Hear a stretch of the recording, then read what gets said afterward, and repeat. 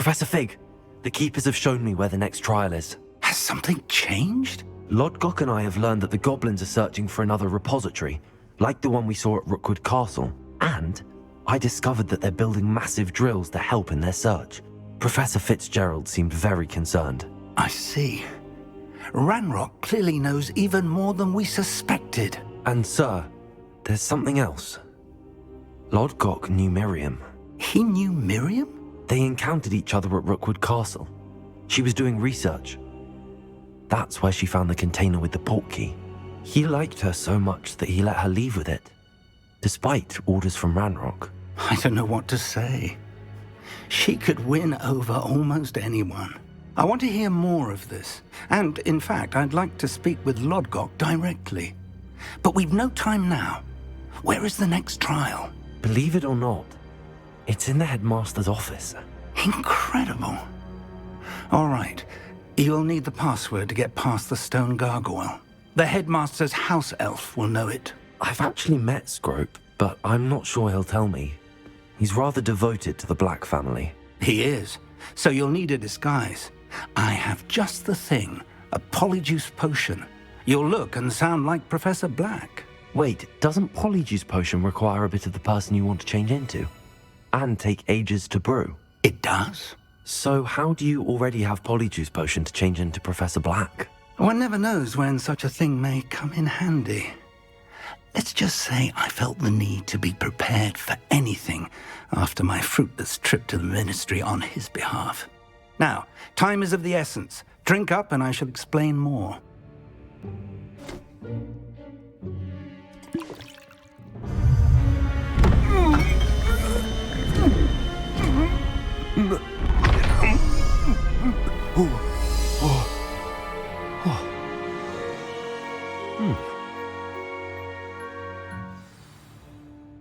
How do you feel? Incredible. I won't forget that taste anytime soon. How do I sound? Convincing. I've taken the liberty of transfiguring your robes. As we discussed, you'll need the password from Scrope, who could be anywhere in the castle. You might look for Professor Kagawa. She's taken to badgering the poor elf about Quidditch in the hopes that he can convince Black to change his mind. Thus far, unsuccessfully. I see. But what if Professor Black sees me? Leave him to me. I shall tell him where to meet a liaison from the ministry in Hogsmeade. That should give you plenty of time. Thank you, Professor. I suppose we'll meet again in the map chamber. It's rather strange to hear gratitude coming from Professor Black. I'll see you there. Now to find the headmaster's house elf.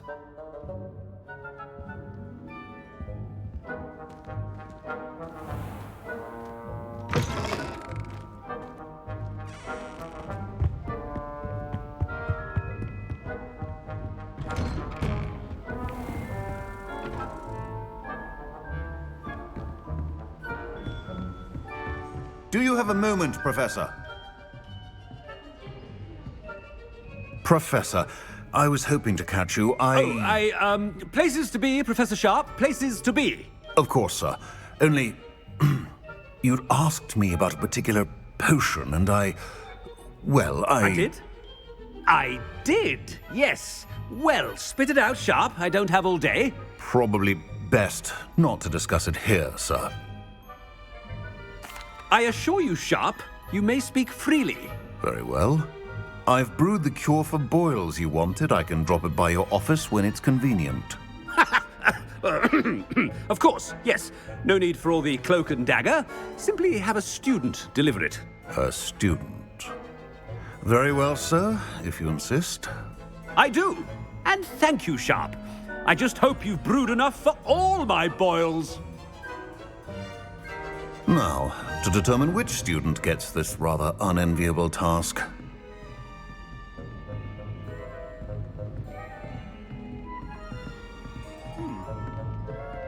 Chewing with your mouth open? Where are your manners? Stand proud, purebloods.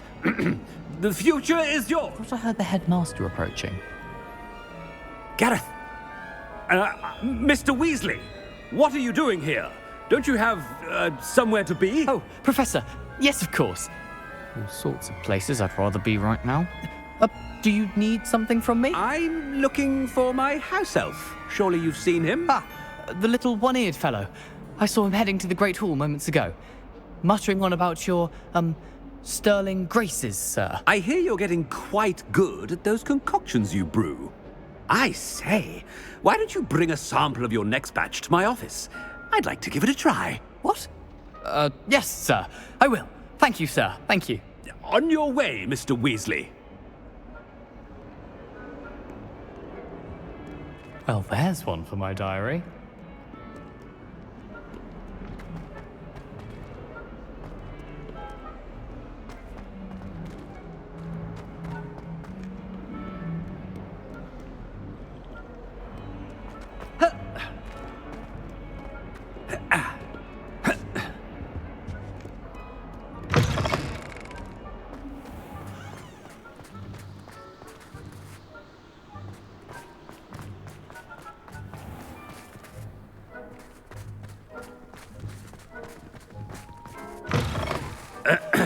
I wonder almost daily why I accepted this appointment from the Ministry. Headmaster, here, what could he want? Mr. Gaunt, where do you think you're going? I beg your pardon, sir. I'm simply on my way outside. Taking the day off, eh?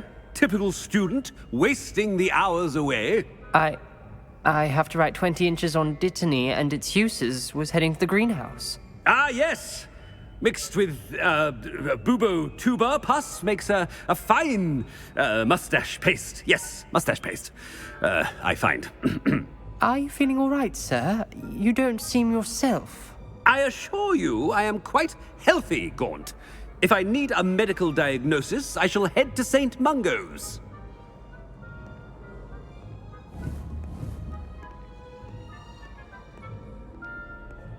Something is very wrong with Professor Black. Dittany and Poober pus. Moustache paste.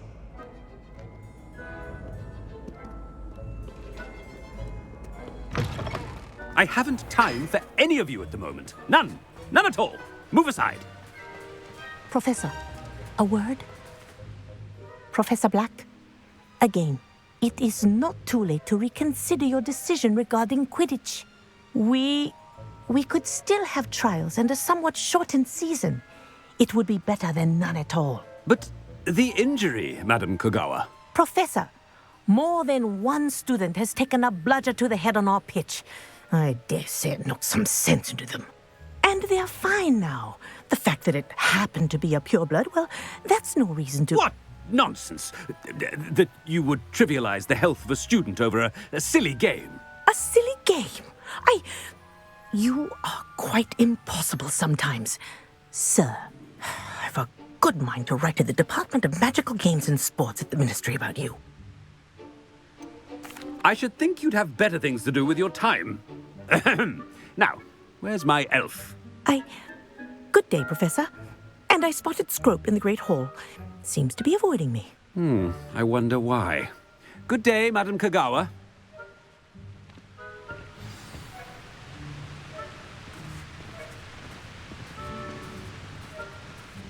What did we do to deserve him as a headmaster? Greetings! I mean, out of my way, children.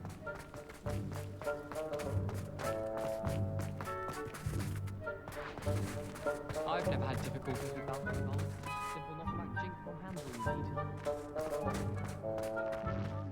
it's the headmaster and he's coming this way. Miss Broom, a word. Oh, Professor, this is an interesting surprise. It's Bloom, by the way. Remind me of your area of affinity, Broom. OWLs are swift approaching.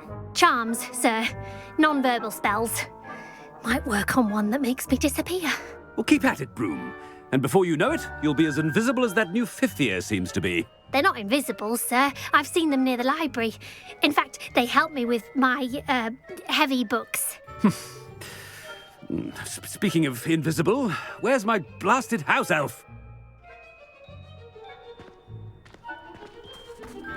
Something seems a little off with the headmaster.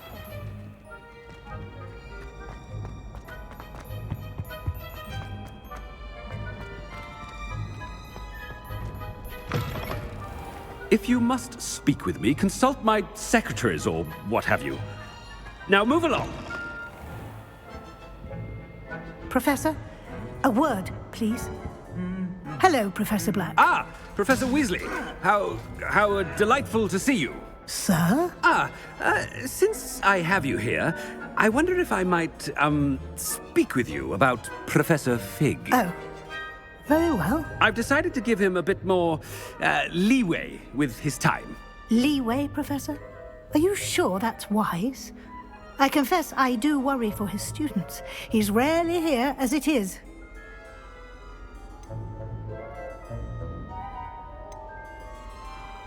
Ah, well, yes. He's handling some official ministry business for me. I see. But, sir, if I may, I am wary of how much time the new fifth year seems to be spending away from the castle, supposedly on Professor Fig's behalf. I've heard unsettling rumours of their escapades. Everything from sneaking into the Forbidden Forest to confronting Ranrock's loyalists and Rookwood's lot. What? Goodness. You cannot believe everything you hear, Professor. No, you cannot. I mean, I shall keep an eye on Fig. You simply keep doing the wonderful job that you're doing. Simply wonderful. Thank you. But I'm happy to look into... Good. That'll be all, Weasley. I mean, Professor Weasley. Good day. A wonderful job. Leeway for Professor Fig.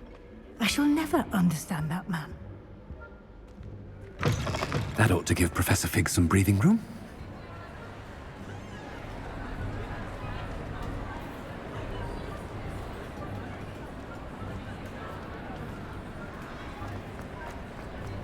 Professor Black is happy with Scrope's performance as his house elf. There's no doubt in Scrope's mind. Ahem! Attention, students!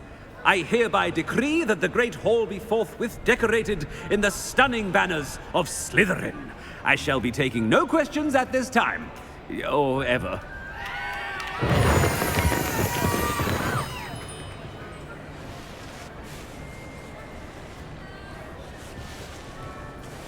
Scrope! Oh, greetings, Master. Remind me of the password to my office. Oh, but Master made Scrope swear never to tell anyone, even Master himself. How dare you question me? I've a mind to give you a matching set of ears. Yes, sir. Of course, sir. Scrope begs forgiveness. It is the Black family motto, Master. Right. Of course. Master does remember it.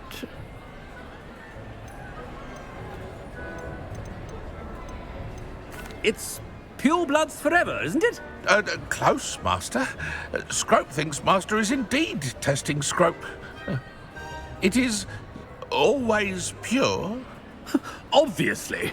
And, of course, as Master knows, in French. Yes, of course. I order you to pronounce it for me. Oh, Master knows that Scrope's French is most pitiful. Oh, very well. Toujours pure. There is another matter, Scrope. I confiscated this filthy diary from a student. It smells of squid and seawater. Oh, Apollonia's diary. That is quite a surprise, Master. What do you wish Scrope to do with this treasure? Rubbish. Whatever you wish, Scrope. It's your treasure. Now, off with you. The Polyjuice potion's wearing off. I best get out of sight.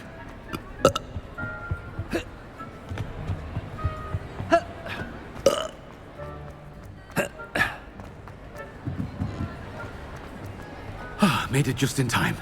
It's wearing off. Fig was right. I can't believe it worked. Now to speak the password to the gargoyle.